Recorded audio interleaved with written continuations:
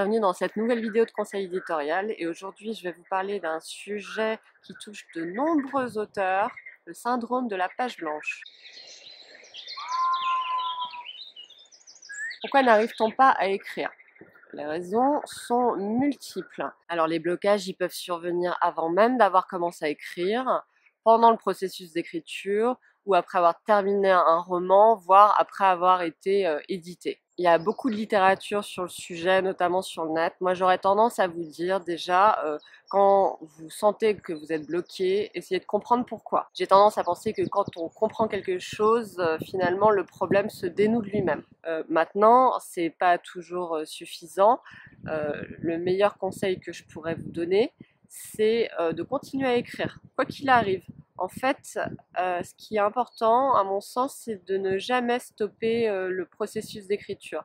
Ça ne veut pas dire qu'il faille forcément écrire tous les jours, absolument, mais ça veut dire que au fond, vous êtes toujours avec une idée de projet en tête, que très régulièrement vous écrivez et que c'est pas stoppé. Et ce qui est important aussi, c'est de comprendre que vous n'êtes pas obligé d'écrire un roman non-stop. Vous pouvez très bien écrire des pensées pour vous. Vous pouvez écrire de la poésie, vous pouvez écrire des commentaires sur Amazon, que sais-je. Vous pouvez écrire toutes sortes de choses en fait. Ce qui est important, c'est de toujours maintenir ce flux actif et régulier.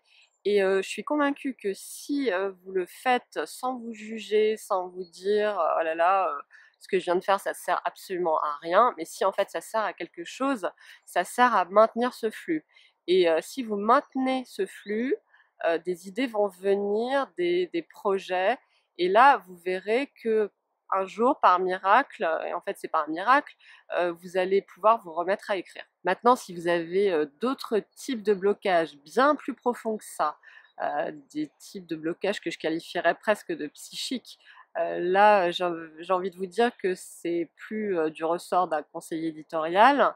Il faut peut-être envisager d'autres moyens. Il y a plein de solutions dans la vie pour se débloquer mentalement, physiquement, que ce soit le sport, des activités associatives, une psychanalyse, tout est possible.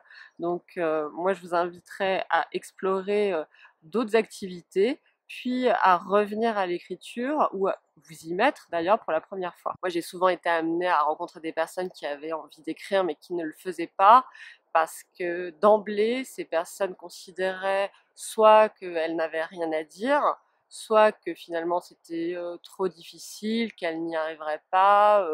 Il y a tout un ensemble de réflexes de dévalorisation et puis de procrastination, ou alors on se trouve toutes sortes de bonnes raisons en fait pour ne pas écrire et ne pas aller explorer cette piste. La question qu'à mon sens il faut se poser, c'est est-ce que cette envie persiste au fil des années? Si c'est le cas, bah, allez-y, allez plus loin, réfléchissez vraiment à pourquoi vous n'arrivez pas à écrire, pourquoi vous n'arrivez jamais à trouver le temps, pourquoi vous trouvez toujours des excuses. Tout est vraiment possible. Il n'y a que vous qui aurez la réponse. Ensuite, si vous êtes bloqué en plein milieu d'un projet d'écriture, j'aurais tendance à penser qu'il y a un problème au sein de votre histoire, et notamment un problème d'ordre structurel. Moi, je sais que ce qui m'a beaucoup aidé quand j'ai été bloquée, c'était de lire des livres de script doctor, parce qu'ils abordent tous les problèmes structurels et ils vous proposent des solutions. Et quand on commence à mettre en œuvre ces solutions, eh bien, c'est comme une pelote de laine, en fait, le fil se dénoue et puis on arrive à avancer. Ensuite, vous pouvez avoir un autre type de blocage qui est que vous avez terminé un projet et puis là, vous ne savez plus quoi faire. En fait, vous êtes en plein baby blues quelque part, puisque vous avez lâché votre bébé dans la nature. Alors, peut-être que vous ne l'avez pas fait éditer, mais vous l'avez quand même lâché, au sens où vous l'avez terminé. Peut-être que vous avez réussi à le faire éditer et là, vous l'avez lâché face à un public.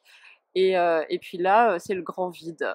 Moi, j'ai juste envie de vous dire, donnez-vous un petit peu de temps avant de vous lancer dans un autre projet qui peut être d'envergure, parce que si vous avez déjà réussi à aboutir à un roman, il y a de fortes chances que votre prochain projet soit au moins de la taille d'un roman. Après, il y a un autre cas de figure encore, c'est si vous ne parvenez pas à écrire après avoir été édité et après avoir eu une certaine expérience du monde de l'édition.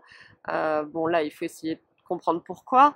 Et puis, j'ai envie de vous dire, parce que je connais un peu ce milieu et les attentes des primo-romanciers qui espèrent très souvent que leur roman connaîtra un succès fulgurant, ce qui peut arriver, hein, ça arrive, mais ce qui peut aussi très souvent ne pas arriver, puisque les gens ne vous ne connaissent pas. Donc, il faut quand même avoir de la chance et puis un éditeur qui fasse une très grosse promotion.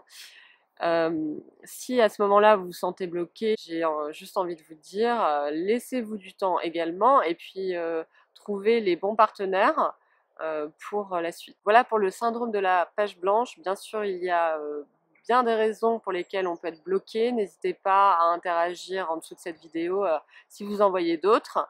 Et puis d'ici là, je vous dis une très bonne écriture.